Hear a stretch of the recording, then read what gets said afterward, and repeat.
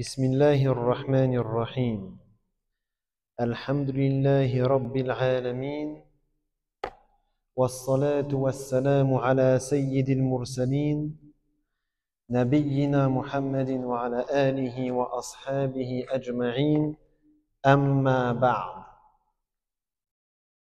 فنواصل مدارستنا لكتاب الرسالة للإمام أبي محمد عبد الله بن أبي زيد القيرواني المالكي رحمه الله تعالى وغفر له ونفعنا بعلومه في الدارين. Donc on continue l'étude du livre Al-Risala, l'épître de l'imam Abu Muhammad Abdullah ibn Abi Zayd al-Qayrawani, le Malikite. Puisse Allah lui faire miséricorde ainsi que lui pardonner et nous rendre ses connaissances utiles dans cette vie d'ici-bas et dans l'au-delà. قال رحمه الله ويجب الطهر مما ذكرنا من خروج الماء الدافق للذة في نوم أو يقظة من رجل أو امرأة أو انقطاع دم الحيضة أو الاستحاضة أو دم النفاس أو بمغيب الحشفة في الفرج وإن لم ينزل. فبعد أن أنهى كلامه عما ينقض الوضوء بدأ يتكلم عن نواقض الغسل أو أسباب الجنابة، وإن كان قد أشار إليه في أول هذا الباب. Donc il a dit ici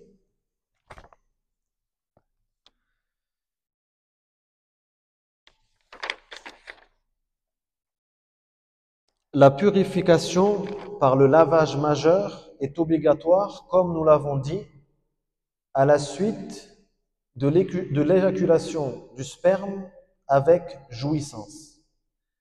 Et ce, pendant le sommeil ou à l'état de veille, tant par l'homme que par la femme. Donc par l'homme, en français on appelle ça l'éjaculation du sperme. La femme, là, ce qui est voulu, c'est le liquide qu'on appelle la cyprine en français, qui sort lors de l'excitation. Il y a aussi ce qui est appelé le skirting, qui est l'éjaculation de la femme lors de l'orgasme. Là, c'est pas ce qui est voulu. Ce qui est voulu ici, c'est la cyprine, d'accord? Ce qui sort lors de l'excitation, lors du rapport charnel. Donc, c'est pas en arabe, ça se dit de la même façon. On appelle ça le mani dans les deux cas, mais en français, il y a une différence, d'accord? C'est pas le même mot qui est utilisé. Elle est encore obligatoire lors de la cessation de l'écoulement du sang des menstrues, donc le sang des règles, ou du flux menstruiforme, des météorragies.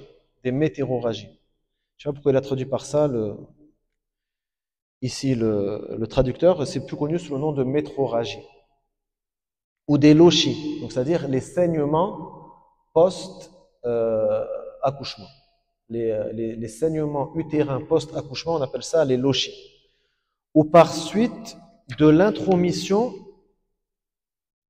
de la totalité du gland dans les parties sexuelles, même sans éjaculation. أولاً قوله ويجب الطهر يعني أذكر الآن موجبات الغسل. فأولاً أول الموجبات للغسل خروج المني بلذة معتادة. خروج المني بلذة معتادة سواء أكان مني الرجل أو مني المرأة، ولا فرق بين النوم واليقظة في ذلك، فإن احتلم أو احتلمت فرأى الماء وجب عليهما الغسل. ولا يجب أن تكون اللذة مقارنة للإنزال. إذا أنزل بعد وجود اللذة فيجب عليه الغسل ما دام وجد لذة. يعني قد يكون يجد لذة ثم يعرض عن ذلك فينزل منه مني بعد ذلك، هذا من موجبات الغسل كذلك. Donc premièrement, il a mentionné donc l'éjaculation de sperme. Donc on a vu que en arabe ça c'est le même terme qu'on utilise, mais en français il y a une différence donc entre, on dit le sperme pour les hommes et dans ce cas-là, dans le cas du fiqh, on appelle ça la cyprine pour les femmes. Et donc ça veut dire l'éjaculation de sperme de manière normale, d'accord? De manière normale en trouvant un plaisir. En trouvant un plaisir. Que le plaisir soit en même temps que l'éjaculation ou que l'éjaculation vienne après. Si par exemple, si le plaisir s'est arrêté, qu'il a été coupé dans son élan par exemple, et qu'il n'a pas eu le temps donc d'arriver à l'éjaculation, mais qu'il y a du sperme qui sort après qu'il a été coupé dans son élan, il devra faire le ghusl, il devra faire les grandes ablutions quand même. Et de la même façon, si la femme trouve de plaisir et qu'elle est coupée et qu'il y a la cyprine qui descend après avoir été coupée, elle devra faire le ghusl. À la différence des pertes blanches, qu'on appelle les glaires cervicales, qui sont tout au long de son mois de pureté, celle-là, elle n'oblige qu'à faire les ablutions. D'accord? C'est pour ça que je fais la différence, les termes scientifiques, d'accord? On appelle ce qu'on dit, on va dire ordinairement, ce qu'on appelle les pertes blanches. Dans le jargon médical, ils appellent ça les glaires cervicales. D'accord? Ça n'oblige pas à faire le ghusl, ça oblige juste à faire les ablutions. C'est la cyprine qui sort au moment du plaisir qui implique de faire le ghusl, de faire les grandes ablutions, et bien sûr, encore plus, ce qu'on appelle le skirting, c'est qui sort en petite quantité au moment de l'orgasme. C'est ça vraiment l'éjaculation féminine. Donc ça, encore plus, ça oblige à faire le ghusl, à faire les grandes ablutions.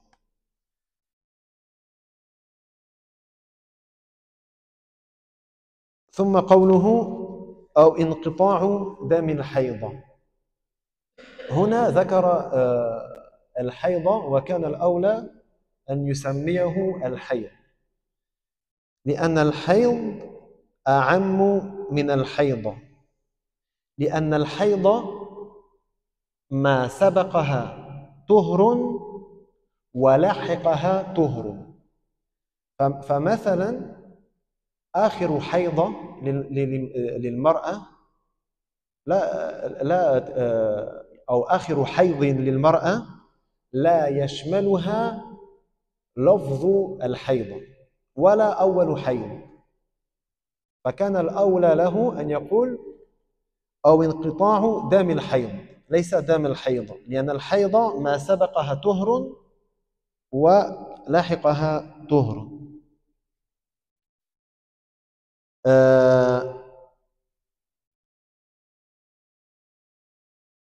ما هو الحيض شرعا أو تعريف الحيض في اصطلاح الفقهاء المالكيين؟ هو الدم الخارج بنفسه من فرج المرأة الممكن حملها عادة غير زائد على 15 يوما، ويكون خروجه لغير مرض ولا ولادة. الخارج بنفسه يعني بدون مثلا جرح أو نحو ذلك، من فرج المرأة الممكن حملها، يعني من بلغت مثلا 90 سنة فلا يمكن حملها، فلا يسمى بالتالي حيضا. عادة غير زائد على 15 يوما، أكثر مدة الحيض عند المالكية 15 يوما، أكثر مدة الحيض عند فقهاء المالكية 15 يوما ولا حد لأقله في المدة عند المالكية. أما من حيث الكمية ليس من حيث المدة فله أقل وهو الدفع الواحدة وليس له أكثر. فهناك فرق بين المدة والكمية.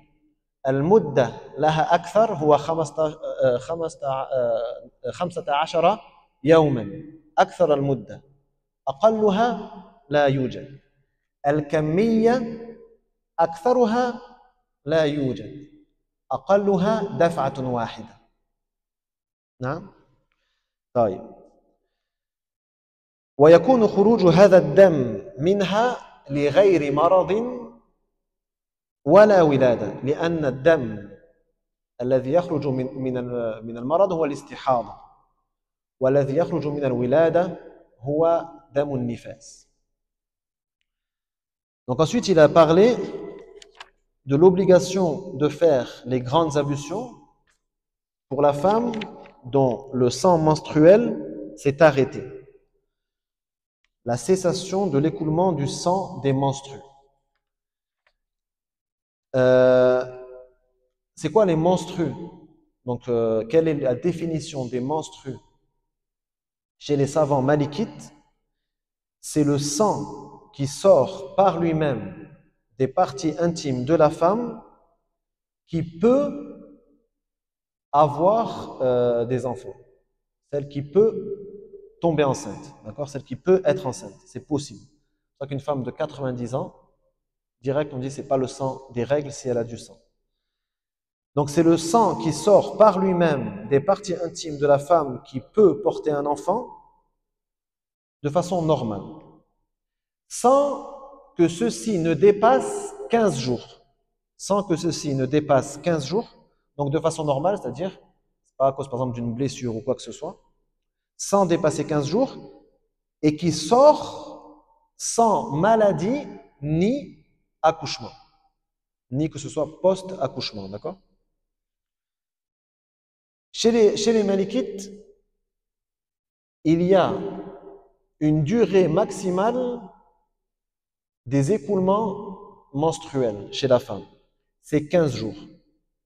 Si la femme a un écoulement sanguin qui dépasse 15 jours, ça veut dire qu'il y a un problème, elle est malade, d'accord? Les Malikites estiment que ça ne peut pas durer plus de 15 jours. Après, c'est des métrorragies. Ça va plus être des règles, ça va plus être des menstrues, ça va être des métrorragies. Par contre, ils disent qu'il n'y a pas de limite minimale. Il n'y a pas de limite minimale en temps. D'accord? Il y a une limite maximale à la durée. Il n'y a pas de limite minimale à la durée. Ça peut être 1 minute. D'accord? Chez les Malikites. En ce qui concerne la quantité, c'est le contraire. Il n'y a pas de limite maximale à la quantité, mais il y a une limite minimale. Quelle est-elle? C'est un écoulement. C'est simple. Un écoulement, c'est le minimum. D'accord? Un écoulement. Donc la femme, lorsque ces menstruations se finissent, elle doit absolument accomplir le ghusl, accomplir le lavage majeur avant de faire tout ce qui est interdit par ces menstruations. Donc la prière, le fait de tenir le mushaf, le fait d'avoir des rapports intimes avec son mari, etc. ثم قال أو الاستحاضة وهذا وإن كان قال به مالك في بعض ما يروى عنه إلا أنه ليس هو معتمد المذهب لأنه ذكر في كتب المذهب أن مالكا رحمه الله رجع عن ذلك وكان يفتي باستحباب الغسل وليس بوجوب الغسل ولم يقل بوجوب الغسل إلا ابن أبي زيد وأبو الوليد الباجي لم يقل بوجوب الغسل لمن انقطع عنها دم الاستحاضة من المالكية إلا ابن أبي زيد وأبو الوليد الباجي Donc ensuite, il a cité ici que la femme, lorsque le sang des métrorragies s'arrête, par exemple, elle a guéri des métrorragies, elle doit faire le ghusl avant de faire la prière. Et ça, en vérité, cet avis, il a été rapporté d'après l'imam Malik, mais il a été rapporté qu'il est revenu sur cette fatwa. Et que la fatwa qu'il a choisie après ceci, c'est le fait qu'il lui est préférable. Il ne lui est pas obligatoire de faire le ghusl lorsque le sang de ces métrorragies s'arrête. D'accord? Donc les métrorragies, c'est les écoulements sanguins en dehors de la durée des règles. D'accord? Vous comprenez bien? Il y a certaines femmes qui peuvent avoir du sang toute la durée du mois. Mais c'est pas les règles, c'est pas les menstruations. Ça vient d'autre chose, d'accord? C'est pas les ovaires, d'accord? C'est pas ça vient d'autre chose. Et donc ça n'empêche pas de faire la prière, ni toutes les autres choses qui sont interdites. Taïb. Si ce sang s'arrête, il lui est préférable, dans l'école malikite, il lui est préférable de faire le ghusl. Ce n'est pas obligatoire. Tant qu'elle a fait le ghusl pour ses règles. En fait, il y a plusieurs situations pour ces femmes-là. Il y en a, elles arrivent à différencier entre les deux sangs. Donc, elle voit le sang sombre, elle sait que c'est les menstruations. Le sang clair, elle sait que c'est les métrorragies. Donc, pour elle, c'est facile. Lorsque le sang sombre, il s'arrête, elle fait le ghusl et après, elle sait que c'est du sang des métrorragies. Il y en a, elles n'arrivent pas à différencier entre les deux sangs. Donc, celle-là, elle a une autre situation, etc. Sans tout détailler, du moment qu'elle a fait le ghusl pour ses règles, elle n'a pas besoin de le refaire si le sang des métrorragies s'arrête, d'accord? Elle n'a pas besoin de le refaire. Il lui est préférable de le refaire. Et dans l'école malikite, il n'y a que deux savants qui ont mentionné l'obligation de faire ceci. C'est Ibn Abi Zayd et Abul Walid al-Baji. Donc Ibn Abi Zayd qui était un Tunisien et Abul Walid al-Baji qui était un Andalou.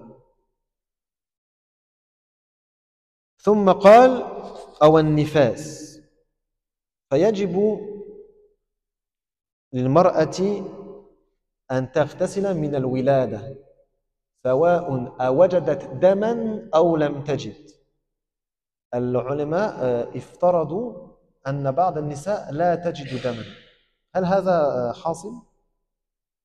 دكتور، امرأة تلد لا تعرفون؟ امرأة تلد بدون دم يحصل؟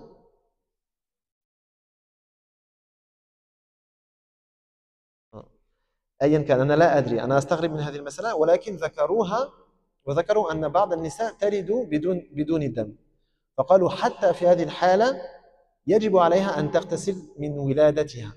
طيب، لكن الغالب غالب النساء حتى إن افترضنا أن الافتراض صحيح تجد دما، فيكون غالبا ما بين 30-40 يوم أو نحو ذلك، وقد يمتد إلى 60 يوما. فأكثر مدة النفاس عند المالكية 60 يوما، عند غيرهم 40 يوما، والشافعي عنده رأي وسط بينهما، قال الأغلب هو 40، لكن قد يمتد عند بعض النساء إلى 60 يوما. أيا كان، اتفق العلماء أنه لا يستمر أكثر من 60، وبعضهم قالوا لا يستمر أكثر من 40. فشاهد إذا انقطع دمها قبل 60 تطهرت اغتسلت وصلت. إذا امتد بعد 60 يوما علمنا أن الدم دم استحاضة، فيجب عليها أن تتطهر وتصلي أيضا. Donc ensuite, il a mentionné les lochis. Donc il est obligatoire à la femme dont le sang des lochis, donc les saignements post-accouchement, dont le sang des lochis s'arrête, il est obligatoire de faire le ghusl et donc de prier. Et ils ont dit, l'accouchement en lui-même oblige à faire le ghusl, même si il n'y a pas de sang après l'accouchement. Il y a quelqu'un qui étudie en médecine ici? Personne? Ouais. Je ne sais pas si ça existe. Ils en parlent, les savants, ils en parlent comme quoi certaines femmes pourraient accoucher sans qu'il n'y ait de sang du tout. Je ne sais pas si dans la réalité ça existe, d'accord? En gros, ils disent que c'est l'accouchement en lui-même qui oblige à faire le ghusl, d'accord? C'est l'accouchement en lui-même qui oblige à faire le ghusl. Mais bon, la plupart des femmes, au minimum, si c'est vrai que certaines femmes n'ont pas de saignement post-accouchement, il y a du sang, d'accord? Ce sang, en général, ça dure à peu près 40 jours, d'accord? Et ça peut se prolonger jusqu'à 60 jours. Chez les Malikites, la durée maximum des lochis, c'est 60 jours. D'accord? Donc, si la femme, son sang s'arrête, le sang des lochis s'arrête avant d'avoir fait 60 jours, par exemple, on va dire au 33e jour, elle fait le ghusl, elle prie, normal. D'accord? Elle n'attend pas les 60 jours. Pourquoi ils ont dit la durée maximale, c'est 60 jours? Parce qu'au bout du 61e jour, s'il y a encore du sang, elle considère que ce sang, c'est du sang des métroragies, et donc elle se purifie et elle prie. C'est pas du sang des lochis. À partir du 61e jour, elle a la certitude que c'est des métroragies. Bien sûr, elle doit aller voir un médecin pour voir le problème qu'elle a, pour essayer de se soigner. Donc c'est pour ça qu'ils ont fixé une durée maximale, d'accord? Mais chez la plupart des femmes, ça dure à peu près 40 jours. C'est pour ça qu'il y a d'autres écoles, comme l'école de l'imam Ahmed, qui voient que la durée maximale à la base, c'est 40 jours, c'est pas 60 jours. Et il y a un hadith qui dit كانت النفساء على عهد رسول الله صلى الله عليه وسلم تقعد 40 يوما. يعني أخذوا هذا الحديث كأنه حد للأكثر، ولكن ليس ظاهرا في الحديث، ليس نصا في الحديث. هي تذكر أن نساء المدينة في عهده كن يقعدن 40 يوما، يقعدن عن الصلاة، يعني هي تقصد هذا. وهذا لا يعني أنه حد للأكثر. فماذا فعل مالك وغيره كالإمام الشافعي؟ سألوا النساء في عهدهم ما هو الأكثر، فوجدوا أن الأكثر يكون 60 يوما وليس 40 يوما، وأن 40 يوما هذا الأغلب، أغلب النساء وليس أكثر المدة. ولذلك الإمام مالك يقول أن أكثرها 60 يوما، وكذلك الإمام الشافعي. ولكن الشافعي يقول يعني هو إما 40 يوما، وعند بعض النساء هو 60 يوما. Donc il y a un hadith qui dit la femme en période de lochi, à l'époque du messager d'Allah sallallahu alayhi wa sallam, ne priait pas pendant 40 jours. D'accord? Donc en vérité, certains savants comme l'imam Ahmed ont compris ce hadith comme si ça désignait la durée maximale des lochis. Mais en vérité, ce n'est pas très clair dans le hadith. Le sens apparent du hadith, ça veut dire quoi? Ça veut dire que la femme, à Médine, à l'époque du prophète, sallallahu alayhi wa sallam, avec le climat qui était à ce moment-là, la nourriture de ce moment-là et tout, elle restait 40 jours, ça durait 40 jours. Ça ne veut pas dire qu'à un autre pays, avec un autre climat, une autre nourriture, etc., ça ne peut pas être plus long ou moins long. D'accord? Et l'imam Malik, ce qu'il a fait, ainsi que l'imam Shafi'i, c'est qu'ils ont demandé aux femmes, ils sont renseignés, c'est quoi la durée maximale? Et en demandant aux médecins, etc., et ils se sont rendus compte que la plupart des femmes, c'était 40 jours, mais certaines femmes pouvaient avoir un écoulement sanguin jusqu'à 60 jours.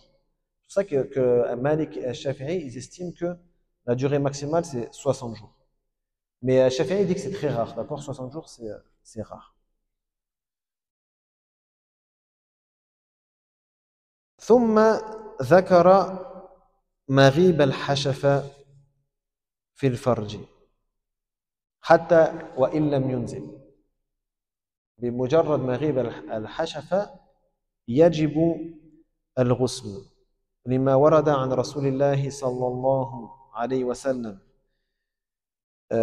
إذا جلس بين شعابها الأربع ثم جهدها فقد وجب الغسل لأنه كان الحكم الأول أنه لا إغسال إلا للإنزال كما قال رسول الله صلى الله عليه وسلم في الحديث المنسوخ الماء من الماء فالغسل لا يكون إلا للإنزال هذا كان الحكم الأول ثم أوجب رسول الله صلى الله عليه وسلم الغسل بكل علاقة زوجية فإذا غاب أو إذا غابت حشفة الرجل في الفرج وجب الغسل لأن حديث إنما الماء من الماء هذا الحديث منسوخ نسخه ما ذكرت. Donc ensuite il a mentionné l'intromission de la verge dans les parties sexuelles, d'accord?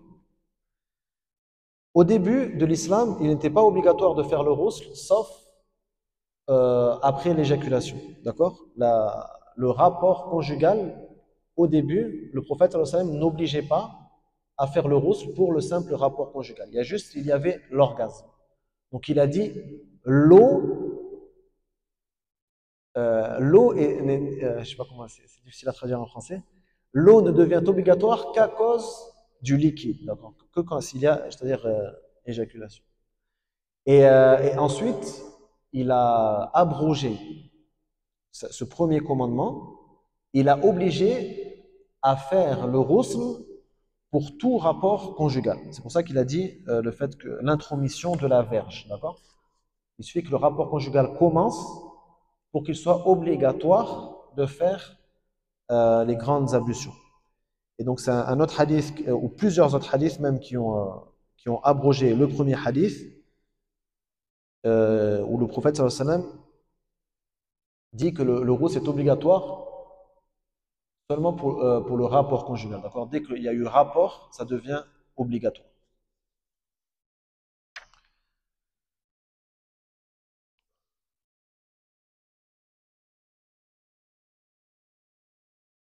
ثم قال رحمه الله وإذا رأت المرأة القصة البيضاء تطهرت وكذلك إذا رأت الجفوف تطهرت مكانها رأته بعد يوم أو يومين أو ساعة ثم إن عاودها دم أو رأت صفرة أو قدرة تركت الصلاة ثم إذا انقطع عنها اغتسلت وصلت ولكن ذلك كله لدم واحد في العدة والاستبراء حتى يبعد ما بين الدمين مثل 8 أيام أو 10 فيكون حيضة مؤتنفا أو فيكون حيضا مؤتنفا.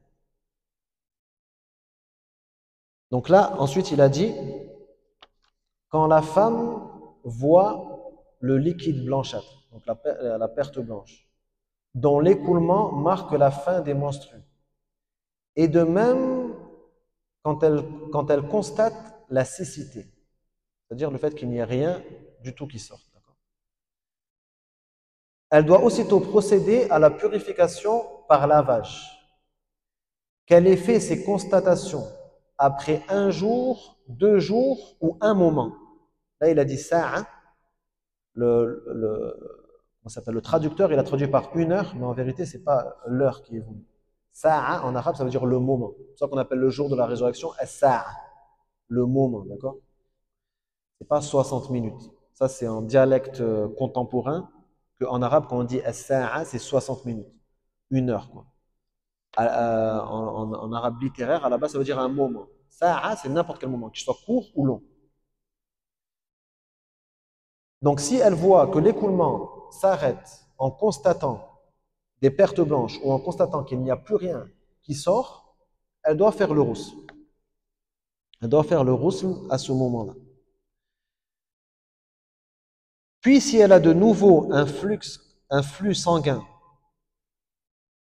ou voit un liquide jaunâtre ou rougeâtre, elle devra s'abstenir de prier. C'est-à-dire, elle le comptera comme des règles. Mais pareils écoulements sont considérés comme un seul et même flux sanguin en matière de iddah, donc de, comment on appelle ça, comment on dit la iddah en français? Non, iddat al-mutallaqa, la période de viduité. Hein. En matière de période de viduité pour la femme divorcée ou de,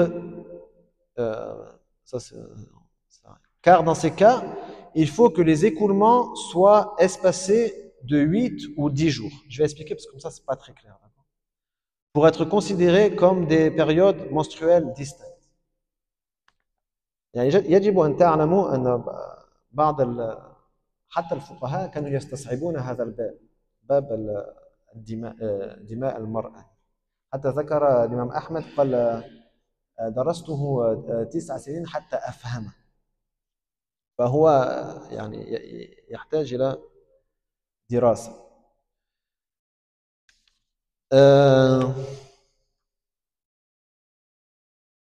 طيب هنا يقول إن العلامة الدالة على انقطاع الحيض وعلى براءة الرحم منه القصة البيضاء. القصة البيضاء أن تجد المرأة أثرا أبيض خارجا منها بعد الحيض، أو أن تجد جفوفا، إما أن تجد القصة البيضاء أو تجد جفوفا. فإذا وجدت إحدى هاتين العلامتين علمت أنه يجب عليها التطهر والاغتسال وأن تصلي. طيب إذا رأت بعد ذلك دما يعاودها، دم آخر قبل مرور 8 أيام، هي تعتبر هذا الدم المتجدد من حيضتها الأولى، ليست حيضة جديدة ما دام ظهر قبل مرور 8 أيام من الطهر. هي تعتبر هذا الدم الجديد من هذه الحيضة، ليست حيضة جديدة. طيب ففي عدة المطلقة لم تمر حيضتين وإنما هي حيضة واحدة. نعم.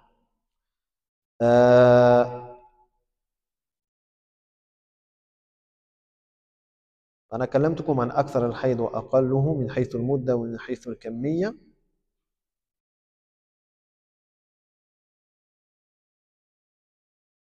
أما إذا تيقنت التطهر بحيث إنه مر عليها 8 أيام فتعتبر الدم الجديد حيضة جديدة.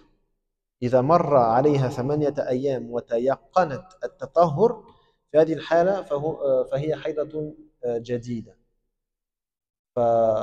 فتحسبها في العدة،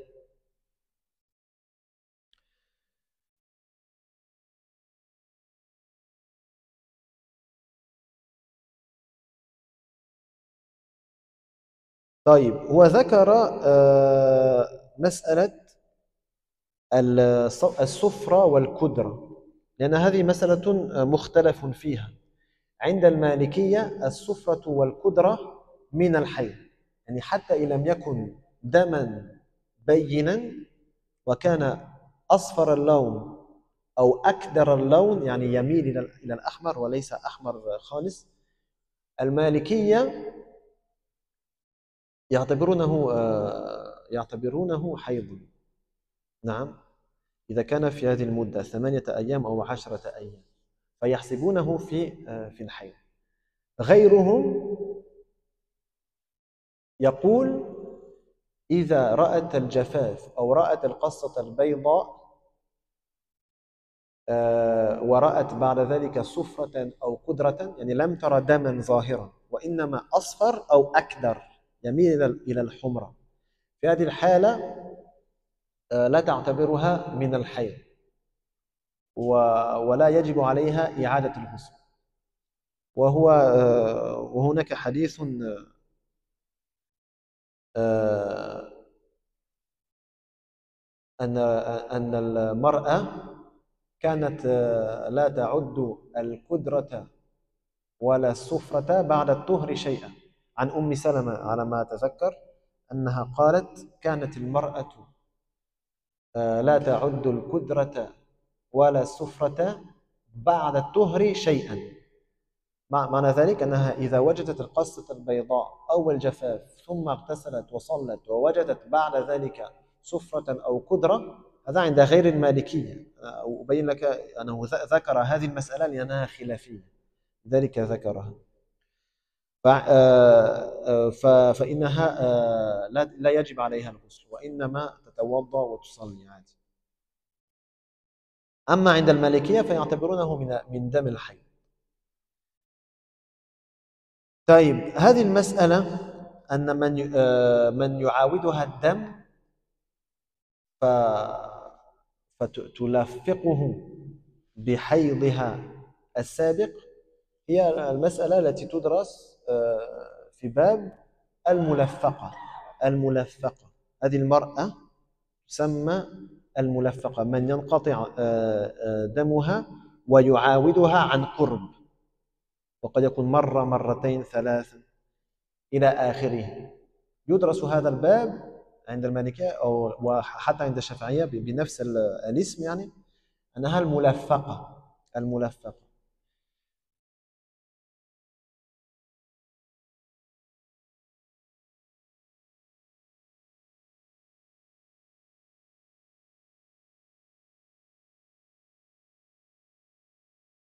نعم، حتى يبعد ما بين الدمين. هو يقصد بذلك 8 أيام أو 10 أيام. إذا انقطع الدم ثم مر بعد هذا الدم 8 أيام أو 10، تيقنت أن هذه المدة كانت طهرا كاملا، وأن الحيض الذي بعده حيض جديد، فتعتبره في العدة. فعلى هذه الحالة يمكن أن تعتد المرأة الحائض في شهر فقط تقريبا. يعني إن كان دمها في الحيض أقل دم الذي هو دفعة واحدة في ساعة، في لحظة يعني، ثم انقطع 10 أيام فجاء دم جديد لحظة، وانقطع 10 أيام ودم جديد لحظة، اعتدت خلاص، حلت للزواج. يكون 30 يوما. 30 يوما هذا عند المالكية.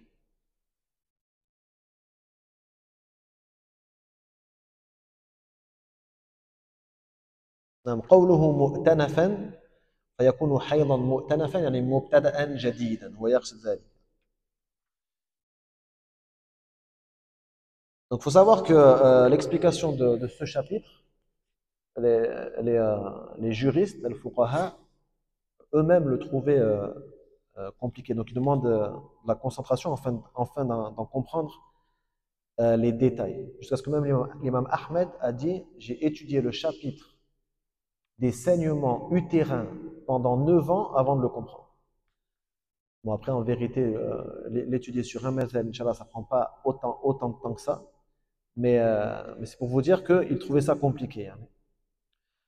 Donc là, premièrement,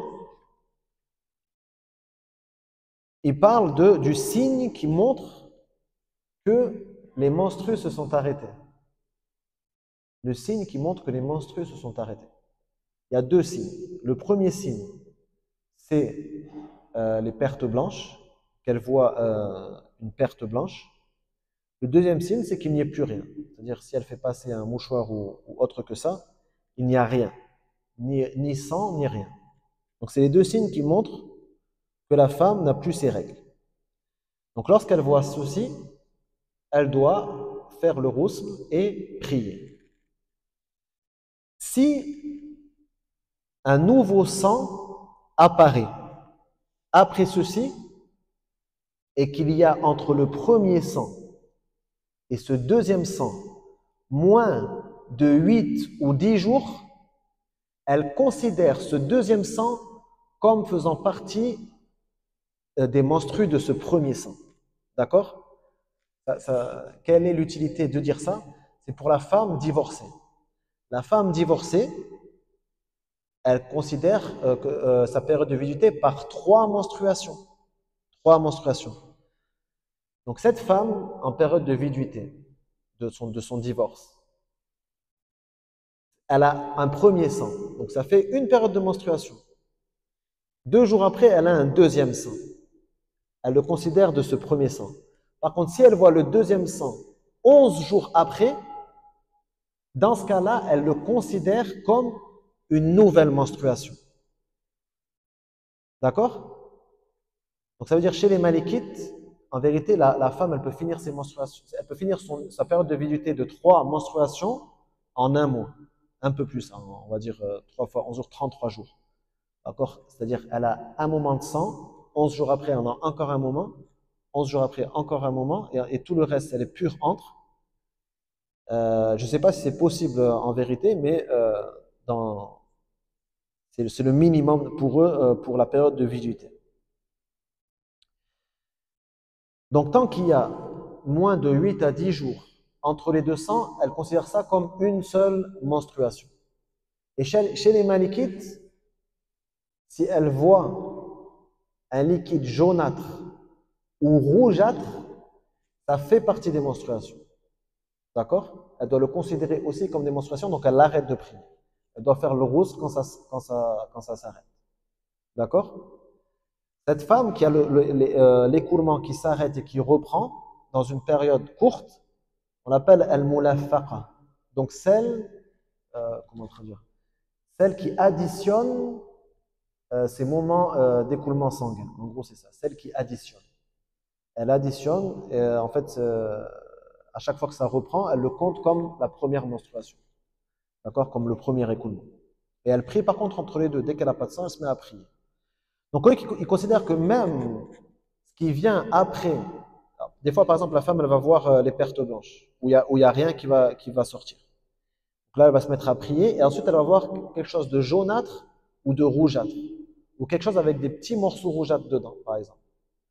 Dans ce cas-là, chez les Malikites, elle re-arrête de prier, et elle attend que ça se finisse, et elle refait le ghusl, et après, elle recommence à prier dès qu'elle voit soit les pertes blanches, soit qu'elle voit rien. Pourquoi il a mentionné cette question du jaunâtre et du rougeâtre? Parce qu'il y a une divergence, d'accord? Il y a une divergence chez les savants sur cette question, si elle voit quelque chose de rougeâtre ou de jaunâtre.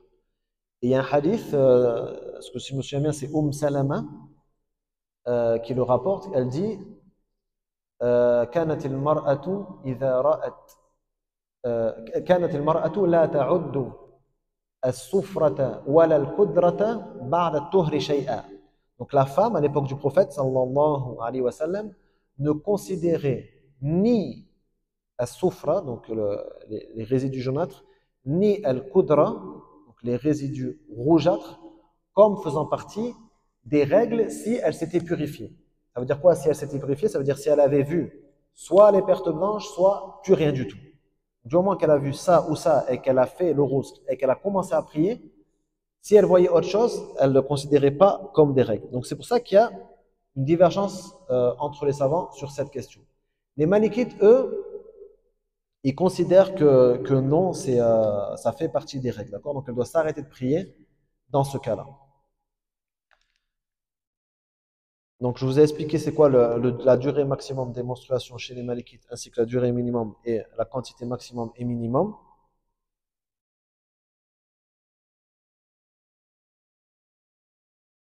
Si cette durée de pureté entre les deux écoulements dure plus que 8 ou 10 jours, dans ce cas-là, elle considère donc le sang qui vient après 11 jours, elle le considère comme une nouvelle règle, une nouvelle menstruation, d'accord? Et donc si elle est divorcée, si elle a été divorcée, ça fait qu'il y a 2 règles qui sont passées pour elle déjà. Il ne lui reste plus qu'une seule menstruation pour pouvoir se remarier après.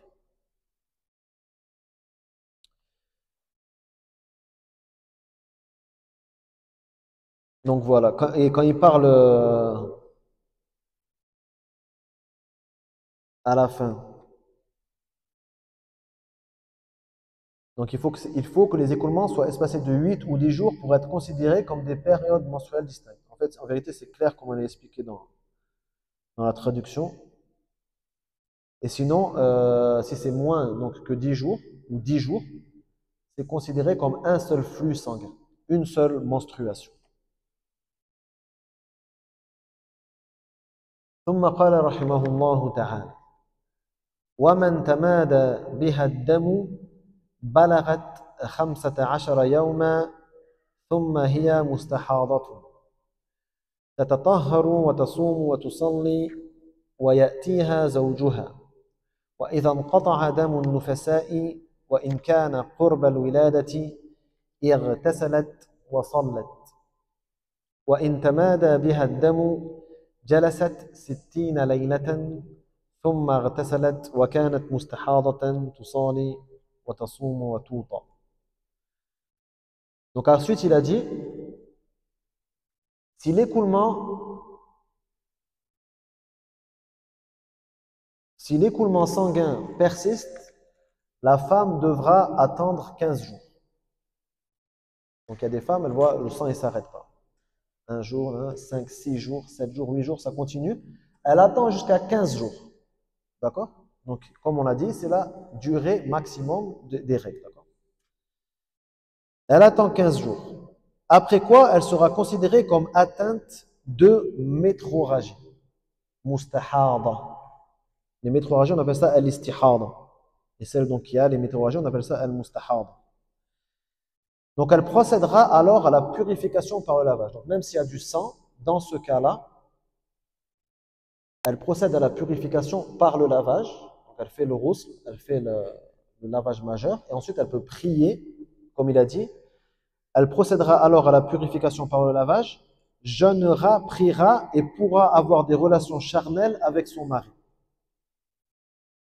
Quand l'écoulement sanguin consécutif à l'accouchement a cessé, les lochis, les saignements post-accouchement. Lorsque le saignement post-accouchement a cessé, même très peu après ce dernier, vous voyez, le traducteur, il n'a pas traduit. Ouais, il a traduit en gros, c'est la même chose. Donc, même si c'est très près de ce dernier,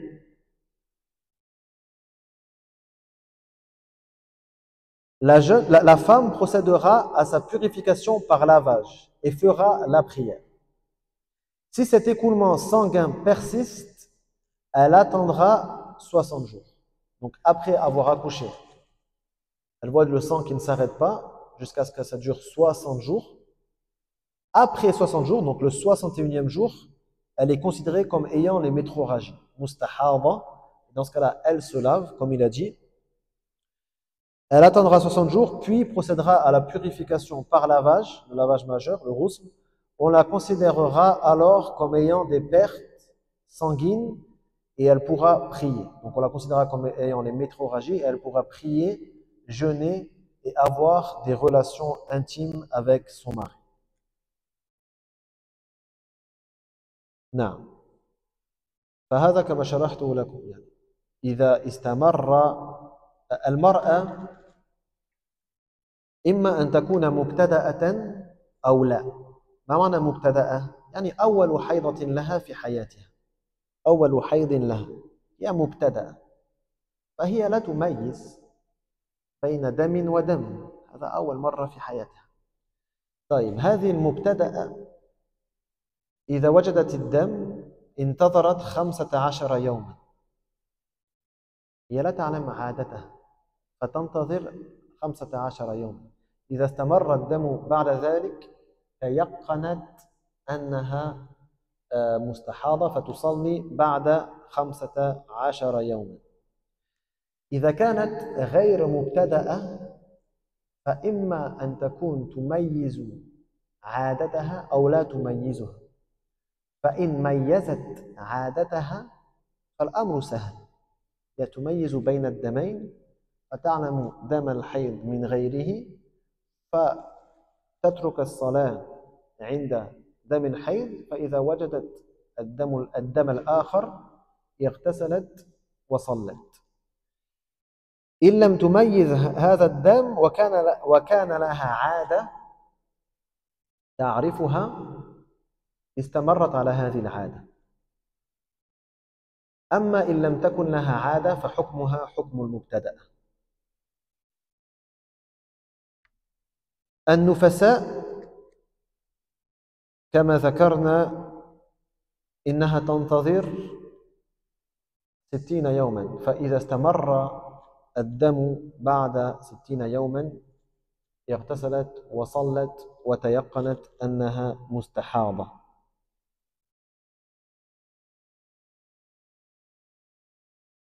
طيب، la femme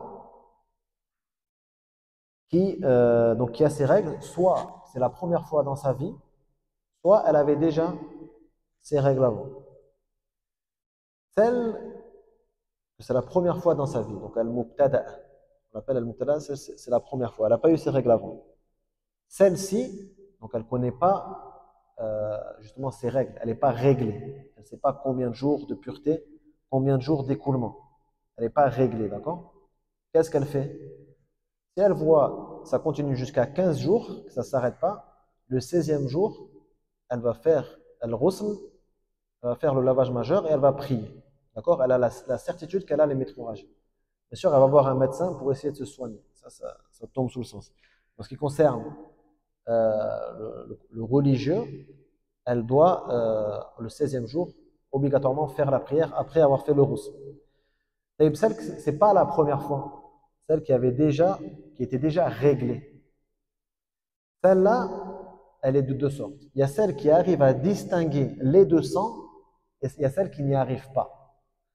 Celle qui arrive à distinguer les deux sangs, par exemple, elle voit que le sang des règles est plus sombre que le sang des métrorragies, elle se fie à sa perception et lorsque le sang sombre vient, elle arrête de prier, elle arrête d'avoir des rapports, tout ce qui est interdit, elle ne fait pas le tawaf, etc. Dès que le sang sombre s'arrête et que le sang plus clair arrive, dans ce cas-là, elle peut prier, elle peut faire tout ce qui lui était interdit de faire pendant cette période de menstruation. Si elle n'arrive pas à distinguer entre les deux sangs, soit elle était bien réglée avant que ça lui arrive, soit elle ne l'était pas. Si elle était bien réglée, elle continue sur ce sur quoi elle était. Par exemple, elle savait que c'était 8 jours, 27 jours, par exemple. 8, 27, 8, 27. Elle va continuer sur ça. D'accord? Elle va toujours calculer, elle va rester sur ça. Si elle n'était pas bien réglée, dans ce cas-là, on revient à al-mubtada, celle qui c'est la première fois pour elle. D'accord?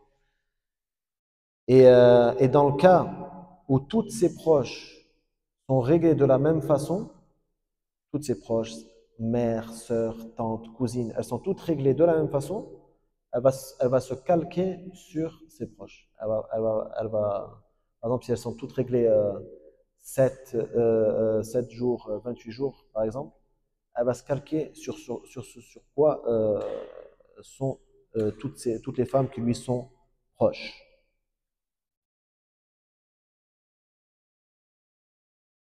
عندكم سؤال عما سبق؟ Vous avez une question sur ça? طيب.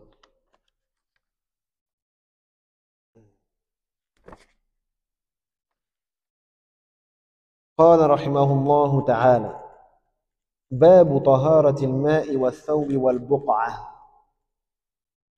وما يجزئ من اللباس في الصلاة. والمصلي يناجي ربه فعليه أن يتأهب لذلك بالوضوء أو الطهر. الطهر هو يعني به الغسل هنا إن وجب عليه الطهر، ويكون ذلك بماء طاهر غير مشوب بنجاسة ولا بماء قد تغير لونه لشيء خالطه من شيء نجس أو طاهر إلا ما غيرت لونه الأرض التي هو بها من سبخة أو حمأة أو نحوهما. Donc ensuite il a dit chapitre la pureté de l'eau, des tissus ou des vêtements plutôt, et de l'emplacement réservé à la prière. Et la tenue vestimentaire admise pour faire la prière. Donc il va parler de la pureté de l'eau, la pureté des vêtements et la pureté de l'emplacement qu'on utilise pour faire la prière, ainsi que de la tenue vestimentaire prescrite et admise pour faire la prière. Celui qui prie confie les secrets de son cœur à son Seigneur.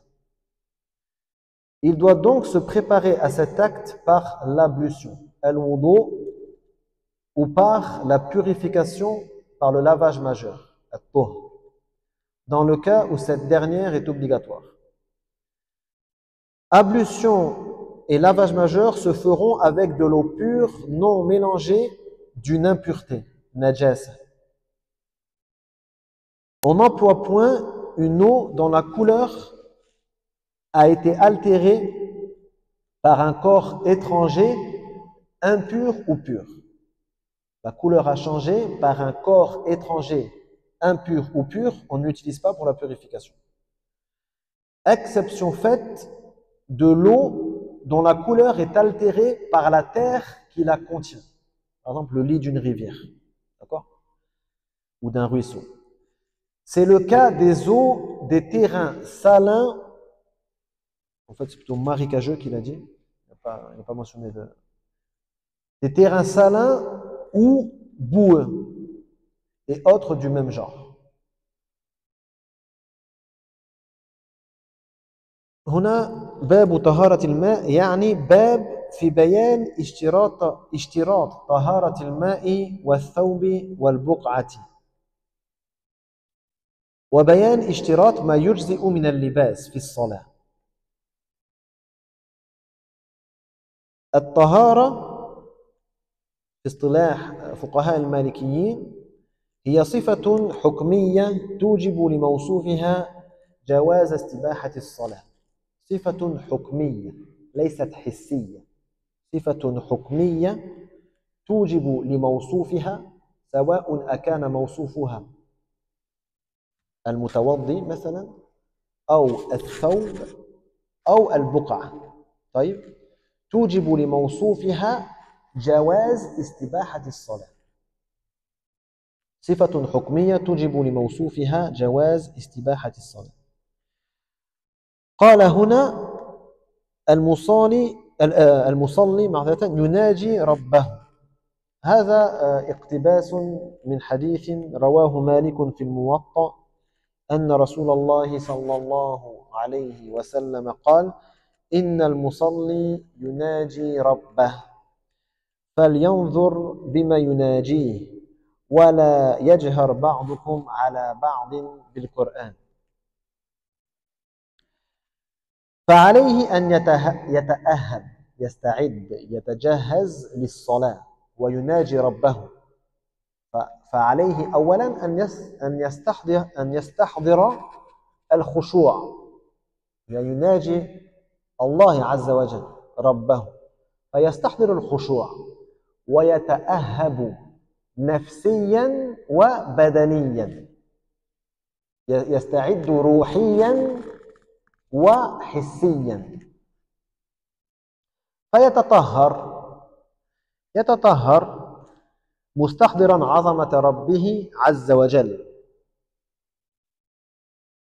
هذا الذي يصدق عليه أنه يناجي ربه، الخاشع المستحضر عظمة ربه عند التطهر وعند الصلاة. أما غير ذلك فهو المتلاعب الذي لا يدري ما يقول ولا ما يفعل. فلذلك يجب أن يجتهد المؤمن أن يخشع في صلاته ويستحضر عظمة ربه في العبادات كلها.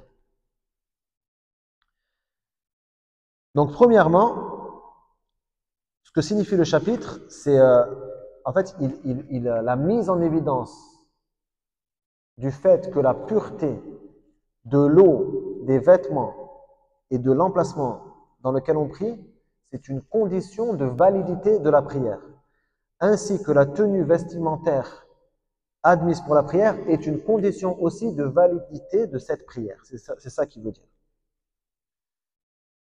Celui qui prie confie les secrets de son cœur à son Seigneur. Ça, en vérité, c'est pris d'un hadith qui a été rapporté dans le Muwatta et dans d'autres livres de hadith, où le messager d'Allah sallallahu alayhi wa sallam a dit le priant confie les secrets de son cœur à son Seigneur. Alors que chacun d'entre vous fasse attention par quoi il confie ses secrets à son Seigneur.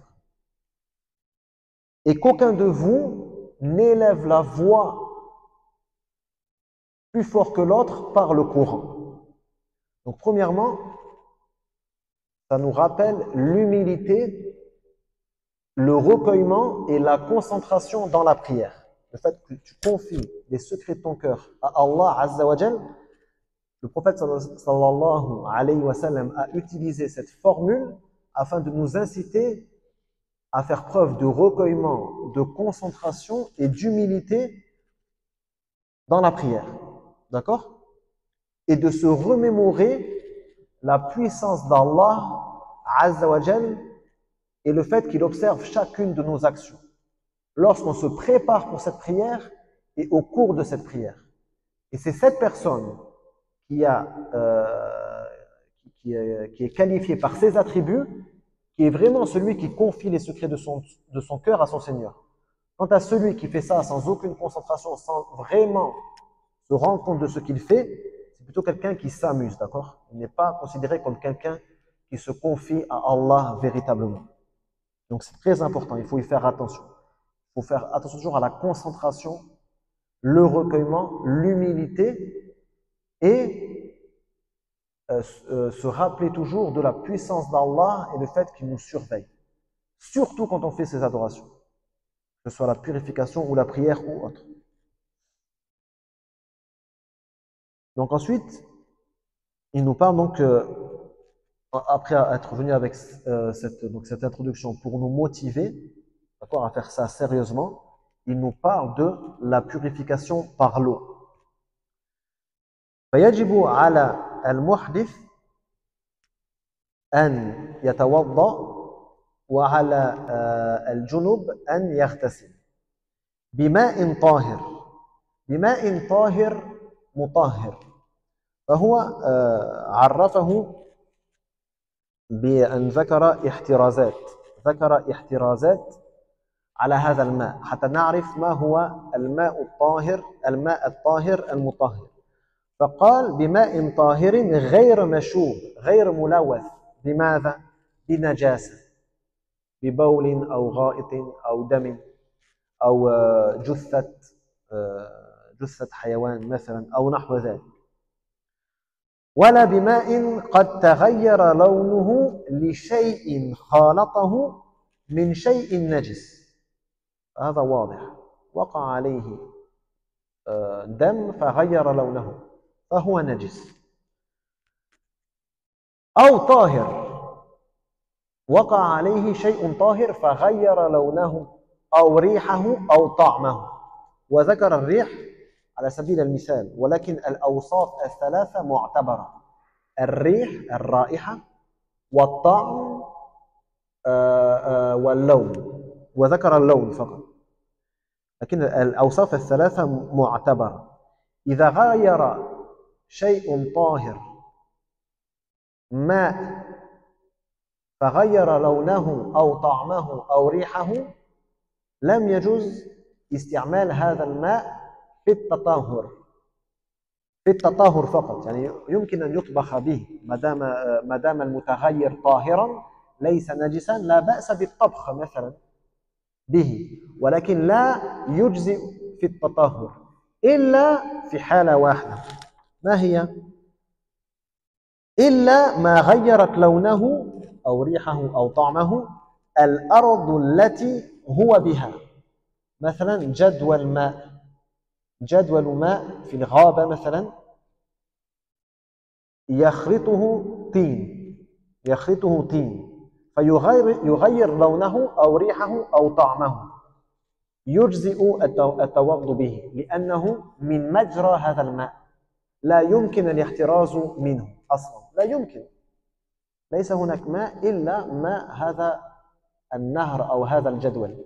طيب، فلذلك ومثل بمثلين، قال سبخ فهو يعني كالطين، أو حمأة كذلك نوع من الطين.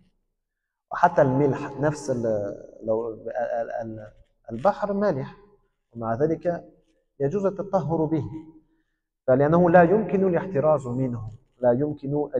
منه، لذلك ذكروا أن الملح البحري إذا وقع في ماء لا يغير كونه مطهرا. أما ملح الجبال ليس الملح المستخرج من البحر، الملح الذي يوجد في مناجم الجبال، هذا الملح يجعل الماء المطهر إذا وقع به فغير لونه أو ريحه أو طعمه يجعله غير صالح وغير مجزئ للتطهر به. فهم فرقوا بين الملحين، ملح البحر وملح الجبال. طيب. Donc là, il nous a parlé donc de la purification. Donc celui qui a eu un annulatif des ablutions, donc comme on a vu dans le chapitre précédent, il doit faire ses ablutions. Et celui qui a eu un annulatif des grandes ablutions, il doit faire les grandes ablutions, comme on l'a vu dans le chapitre précédent. Il doit faire les ablutions avec quoi? C'est là le premier sujet de ce chapitre. Avec de l'eau. Quelles sont les caractéristiques de cette eau? Cette eau doit être pure. Et purifiante. Parce qu'il peut y avoir une eau pure qui n'est pas purifiante, comme on va le voir. Elle doit être pure et purifiante. Quelle est cette eau? Lui là, il l'a définie en citant ce qu'elle ne doit pas être. D'accord? Il n'a pas dit ce qu'elle doit être, il a dit ce qu'elle ne doit pas être. C'est une façon de définir les choses, il n'y a pas de souci. Donc il a dit une eau pure non mélangée d'une impureté. Elle ne doit pas être mélangée à une impureté, une najasa. Donc elle doit ni être mélangée à de l'urine, à des excréments, à du sang, au cadavre d'une charogne, d'accord? Une charogne qui serait morte dans un puits, par exemple. Même s'il n'y a pas de sang, le puits devient impur, d'accord?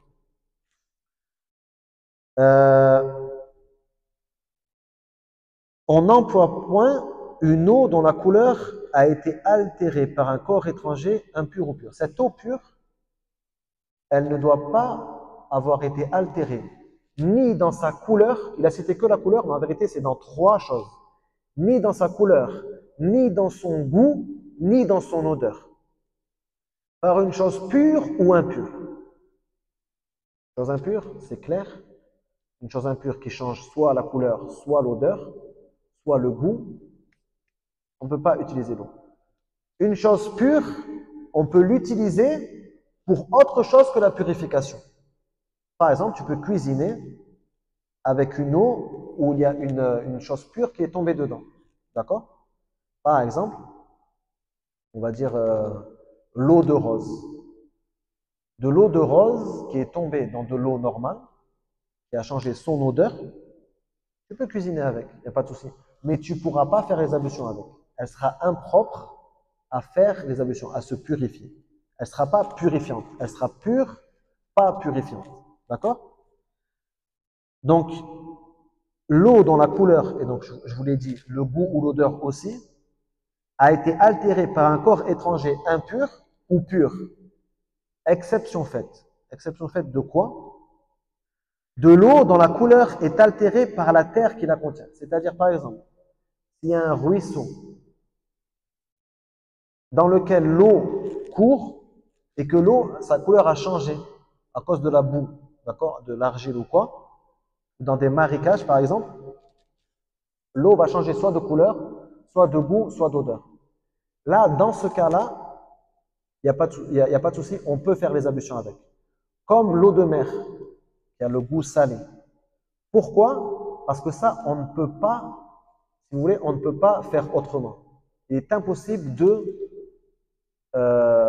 distinguer cette eau de cette chose pure qui est mélangée avec, sauf par la filtration, d'accord? Mais il ne nous est pas demandé de la filtrer. Vous avez compris? Il ne nous est pas demandé de la filtrer.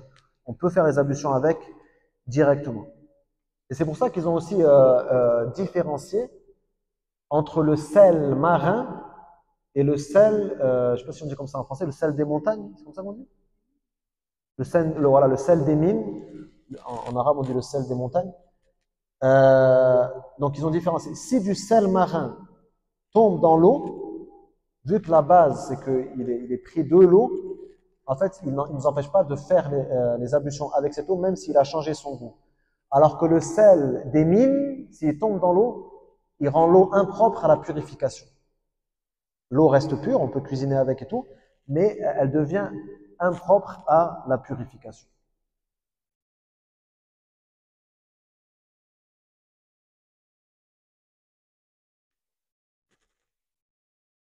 هناك سؤال عما سبق؟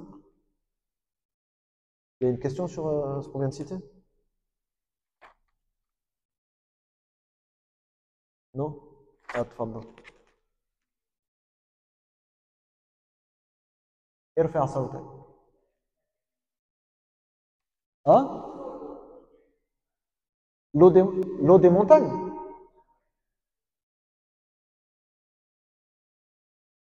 الكبريت إذا كان لا يمكن الاحتراز منه يبقى الماء مطهرا.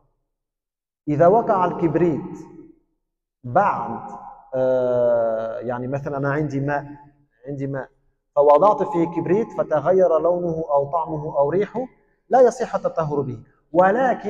ولكن ماء ينزل من جبل من شلال مثلا فيه كبريت فغير أحد الأوصاف الثلاثة اللون أو الطعم والريح يصح التطهر به. لا يمكن الاحتراز منه. هو من مجرى الماء. نعم. جزاك الله خير. هذا مهم. Donc il a posé la question. Voilà, par exemple, exactement. Donc il a posé la question sur l'eau, si elle est mélangée à du soufre, comme dans les eaux thermales. Comme dans les eaux thermales. Donc une eau où il y a dans son lit, une cascade par exemple, ou un ruisseau, ou dans le lit de l'eau, il y a du soufre. Donc le soufre, vous savez, ça change l'odeur de l'eau. Du moment que ce soufre est dans le lit de cette eau, elle reste pure et purifiante, comme pour la boue, etc. Parce que c'est dans le lit de cette eau. Donc on peut faire les ablutions et on peut se purifier avec, il n'y a aucun souci. Par contre, si j'ai de l'eau et que c'est moi-même qui vais mettre du soufre dedans, dans ce cas-là, l'eau est impropre à la purification, parce que c'est moi-même qui suis venu mettre du soufre dedans alors que j'aurais pu éviter, d'accord? J'aurais pu éviter de mettre du soufre dedans. Donc, du moment que je peux éviter, dans ce cas-là, ça rend l'eau impropre à la purification.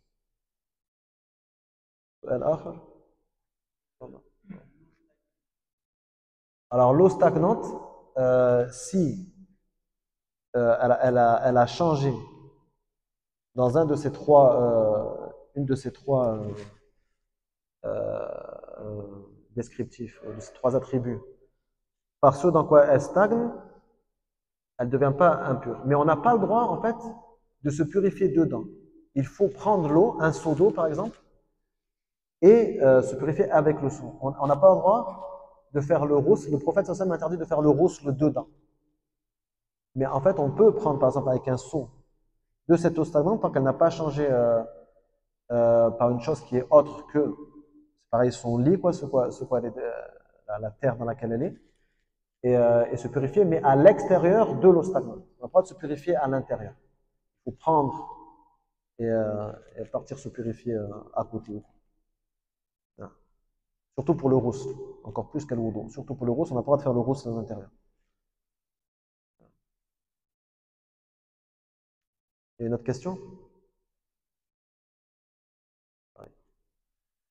اللهم علمنا ما ينفعنا اللهم علمنا ما ينفعنا اللهم علمنا ما ينفعنا وانفعنا بما علمتنا وزدنا علما اللهم فقهنا في الدين وعلمنا التأويل اللهم اغفر لنا ذنوبنا وكفر عنا سيئاتنا وتوفنا مع الأبرار اللهم نج إخواننا وأخواتنا في فلسطين اللهم نجهم من عدوان الظالمين وأطعمهم واسقهم وانصرهم يا رب العالمين وارحم موتاهم واشف مرضاهم وداو جرحاهم وتقبل شهداءهم وصل وسلم على نبينا محمد وعلى آله وصحبه.